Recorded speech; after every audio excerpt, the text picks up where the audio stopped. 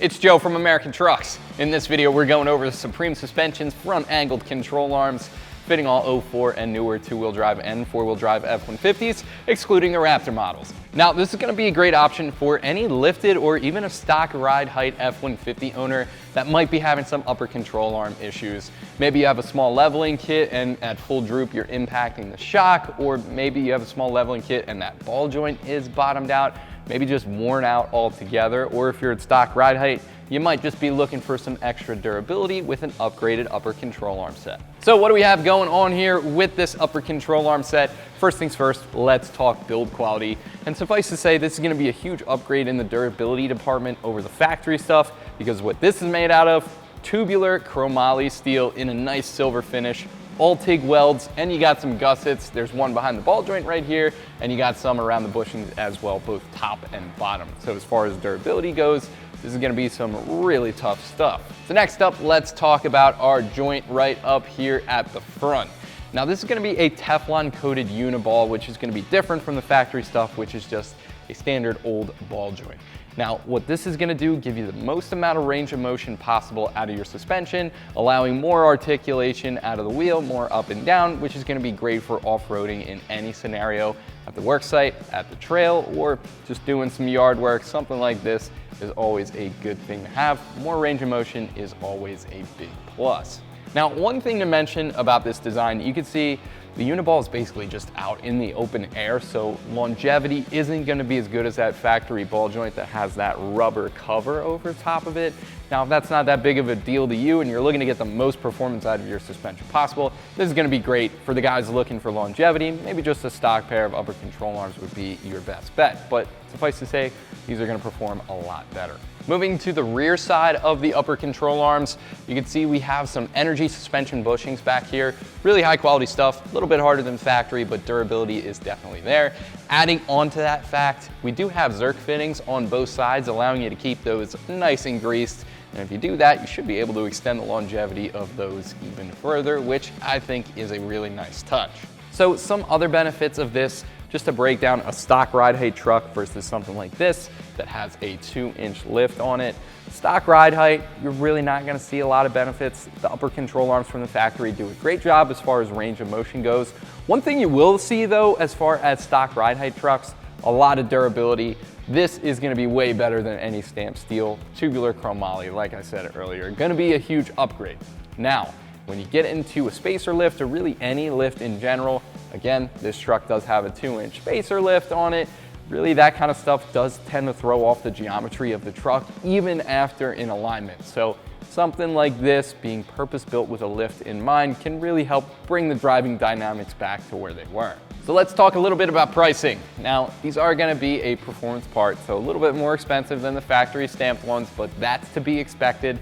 Pricing is gonna be right around $650, and they come with a satisfaction guarantee and a limited lifetime warranty as well. So if you're looking for upper control arms, whether you're stock or lifted, these could be a great buy. Install, not gonna be too bad either. No modifications required. These are gonna be a straight bolt-on. However, we are gonna be seriously digging into our suspension components here. Nothing to worry about. I'll walk you through every step in just a second here. I'm gonna give this a harder 2 out of 3 wrenches on our difficulty meter. Should take you about 3 hours to get this job done. But without any further ado, let me show you what tools you'll need and how it's done. Tools I use for this install will include the impact, pry bar, flathead, hammer, dead blow. Some safety glasses are gonna be a must. Trim panel removal tool, a couple of ratchets, some spray lubricant like PB Blaster, vice grips, U-joint, 5mm Allen key, 9/16 inch 12-point socket. That's really the only oddball. The rest are gonna be metric sockets, 8mm all the way up to 22, 18, 21, and 10mm wrenches. Ratcheting will help you a lot there. Caliper hanger, vacuum pump, and last but not least, not pictured in the shot, will be the floor jack. So like I said, guys, there is a little bit of suspension disassembly that goes into doing upper control arms on F-150, and where we're gonna start here is our brake and ABS lines. As we're taking this apart, you definitely don't want those to get stretched, so we're just gonna remove the brackets. They're held on with 8 and 10mm bolts. This bolt right here is gonna be an 8mm.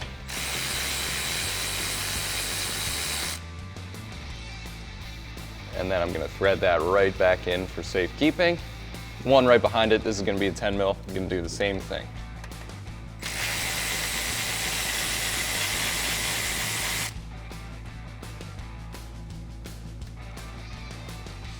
And the next one is gonna be up top here, and that's gonna be a 10 mil as well.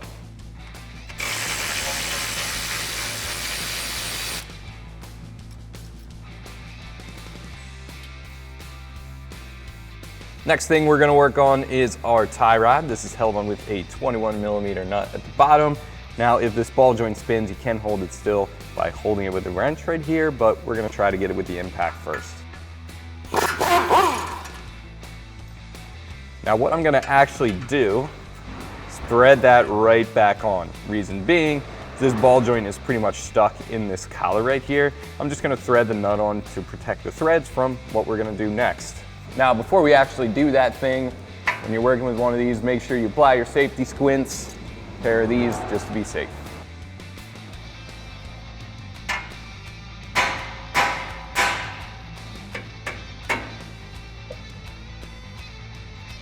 See that pop loose? That's removed. Up next, we're gonna take care of the sway bar. So the nut on the end link, that is 18 millimeters. I'm gonna use the ratcheting wrench to get that off. Now, I suspect this ball joint is gonna spin on us, and if that happens to you, you can hold the top still with an 8 millimeter wrench. In our case, we're gonna use the vice grips just to get a strong hold on that.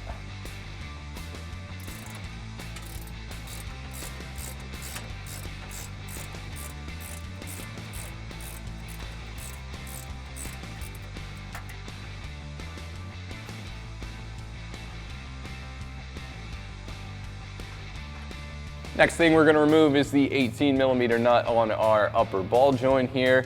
Now, if you're lucky and you got a little bit of extra room in there, you can get the socket around it with a U-joint. Otherwise, you'll be using the open-ended wrench, which we might have to do.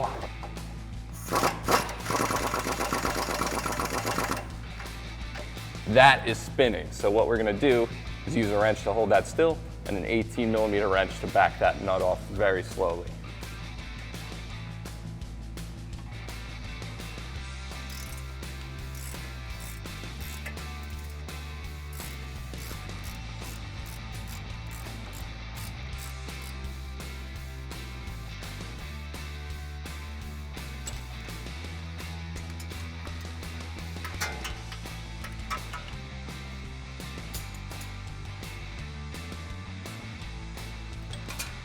Now that we got the nut off, we can separate the two.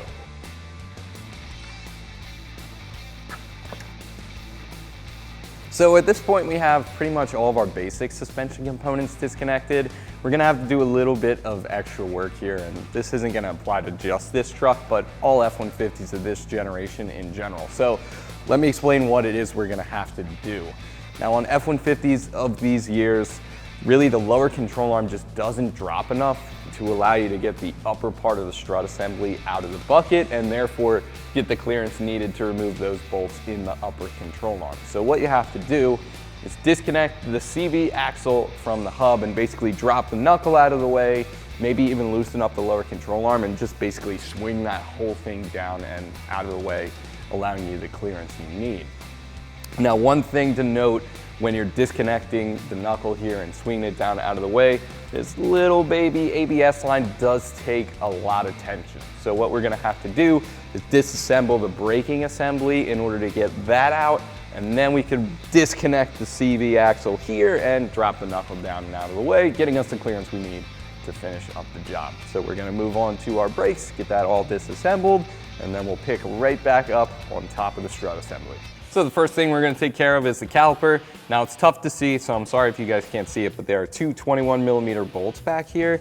I'm gonna use the 21 mil socket and a U-joint to get to those. Then we can pull off the caliper and hang it up.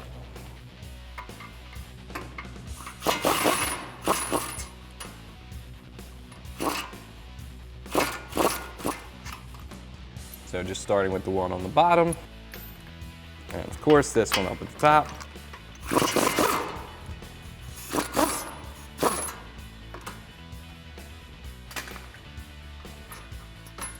And here's the second one. We're just gonna put those aside.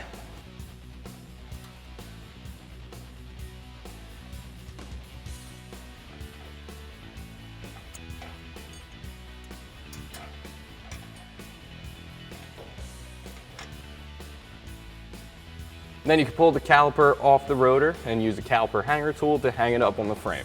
With that gone, you can go ahead and pull off the rotor, and the dust shield right behind it is held on with 3 8mm bolts.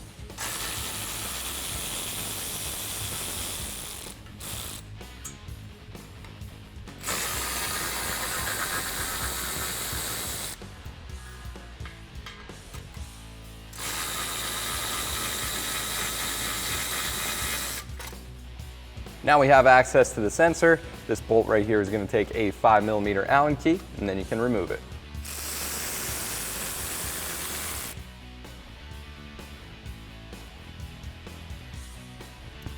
And for safekeeping, just going to thread that right back in. So the next thing we're going to take care of before we disconnect the axle from the hub, it's going to be this guy right here. This is a vacuum tube, and what this does is this goes to your IWE actuator. Now what that does is basically puts the truck in and out of four-wheel drive, and it's run off vacuum from the engine. Now the gears in there, they are just plastic. So what you want to do is disconnect the vacuum hose, and that just pulls off like you guys just saw. And then you can come in here with your hand pump, and you're going to put that on the larger of the two nipples. And then we're going to draw 24 inches of vacuum just to disconnect those gears that are basically held together with plastic. You don't want to break them during the disassembly. So you can see I'm at 25 inches of mercury there. So I'm just going to put the pump aside. Then we can go to the front and remove the nut. So the nut we're going to have to remove is under this little dust cover here. Now ours has been off a bunch of times, and you're supposed to replace these every time. So it's going to pop out real easy.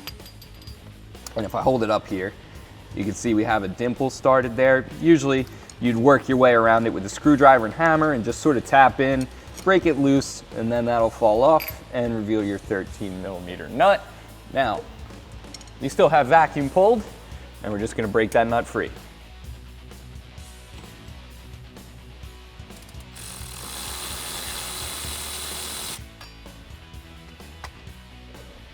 And once that's done, you can go ahead and pull the knuckle away from the CV.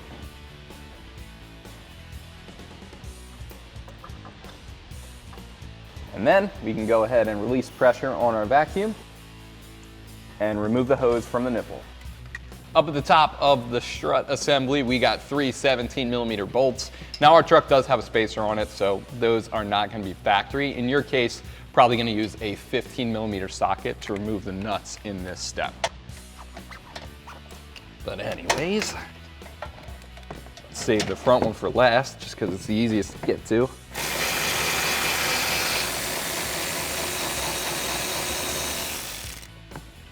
There's one.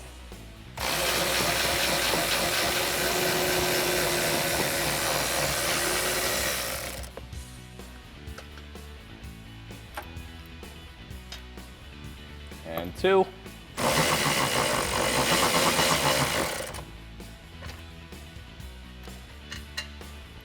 And number 3. Now that we're loosened up, you can grab a pry bar, push down on the lower control arm, and you can see that is going to come out of the top of the bucket and just rest on that corner right there. Now we're going to try to see if that's enough and basically wiggle out this upper control arm by getting the wrench in here on both sides and removing the hardware. But I think that'll be enough if this strut assembly stays still. So now we can get into that hardware with an 18mm wrench for the bolt head, 21mm wrench for the nut, and we're just going to loosen up our upper control arm.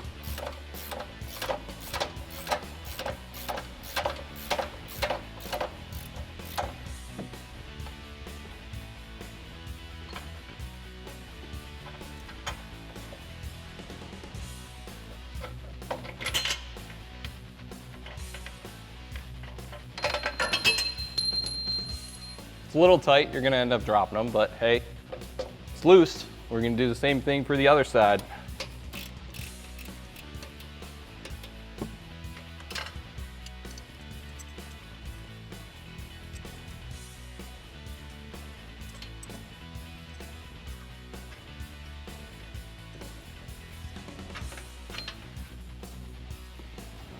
And with all that removed, you can go ahead and rip out the factory upper control arm.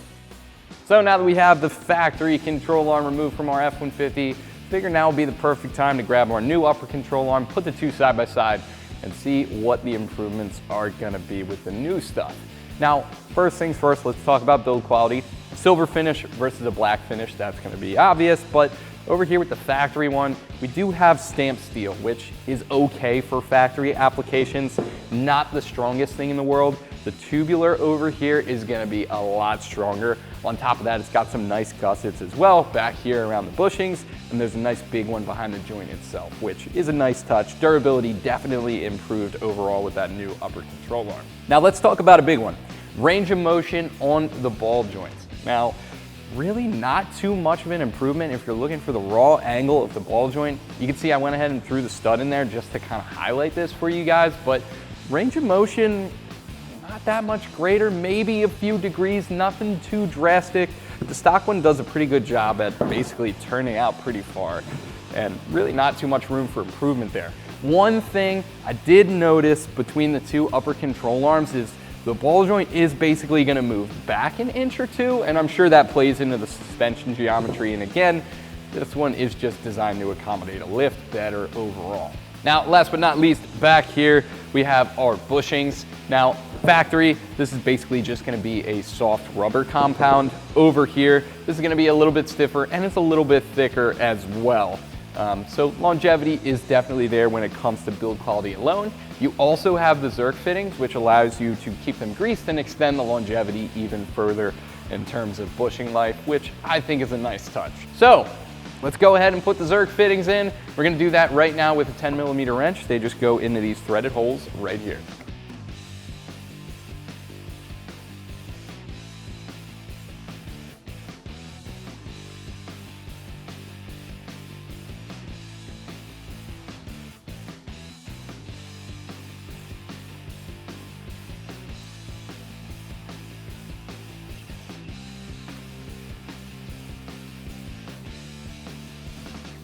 So over by the truck, you can see I have the upper control arm started.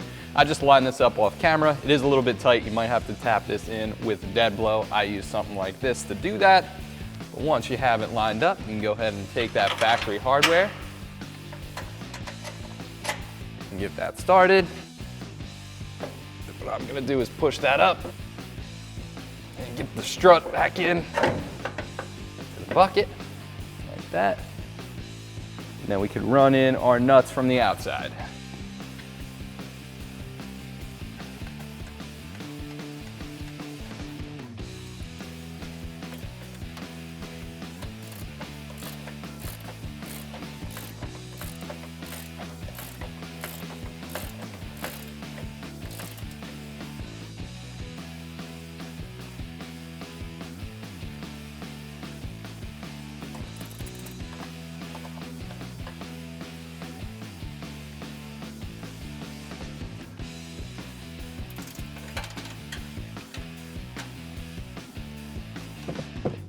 So now that we have the upper control arm in, we're gonna reinstall our 17mm hardware. Again, in your case, this is probably gonna be 15mm nuts.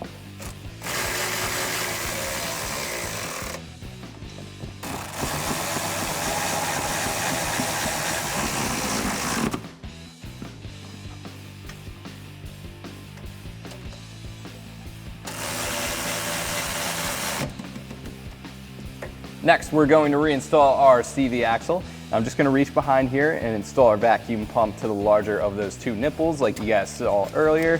And then you can draw 24 inches. Put that aside. We're just going to get the two seated into each other.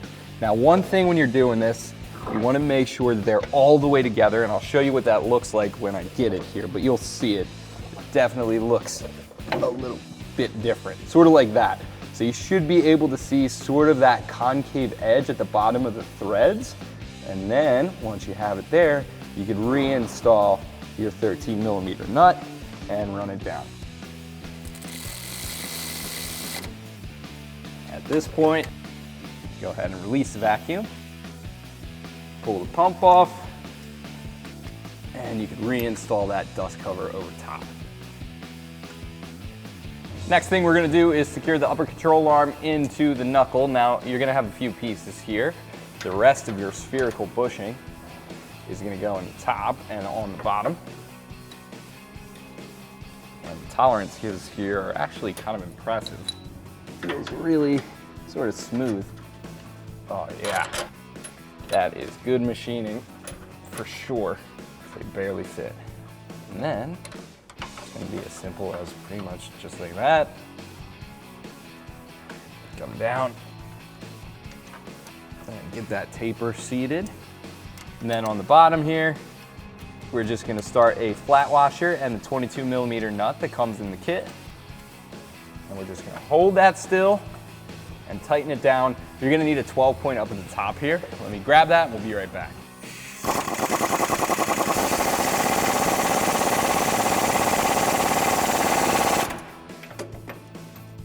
As far as I'm concerned, that's the hard part. The bottom CV axle is the hard part, and we're past all of it. Now we're just gonna reassemble the rest of our suspension and brakes. Call this one a day. So we're gonna start with our wheel speed sensor. It's gonna pop right back in its home and secure with that bolt. Again, 5mm Allen key for this one.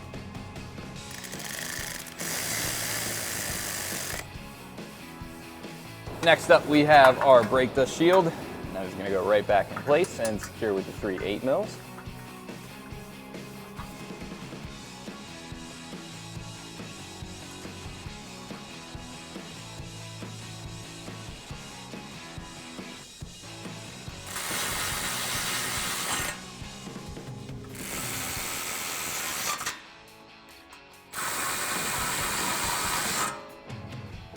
And then after that, go ahead and pop back on the brake rotor. And just to hold it still while we put the caliper on, I'm gonna thread on a lug nut. And we can move right onto the caliper and secure that with the 2 21mm from the back.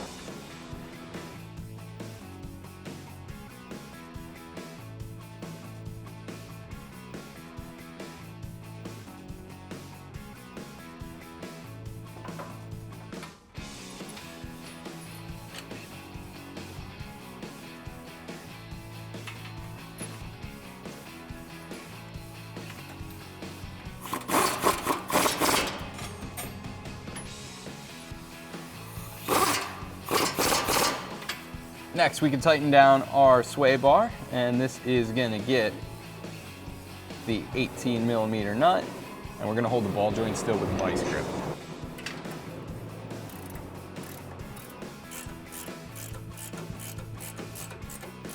Cool, so that nut tightened all the way down without the need for a vice grip, but if you do need it, something like this will help you out, or you could use the 8mm wrench.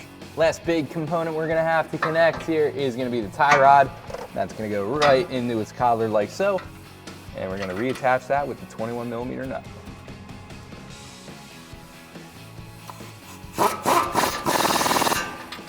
So next up, we're gonna reinstall our vacuum tube to the IWE actuator, and that's just gonna slide around like so.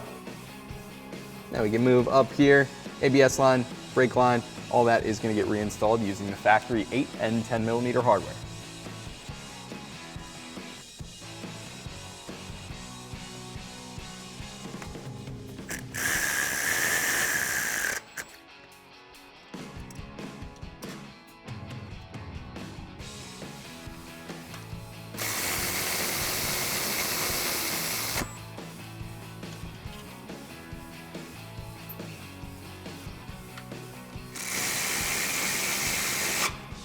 Just to wrap things up here a little bit, guys, of course, you want to make sure all the components here are torqued to your factory spec.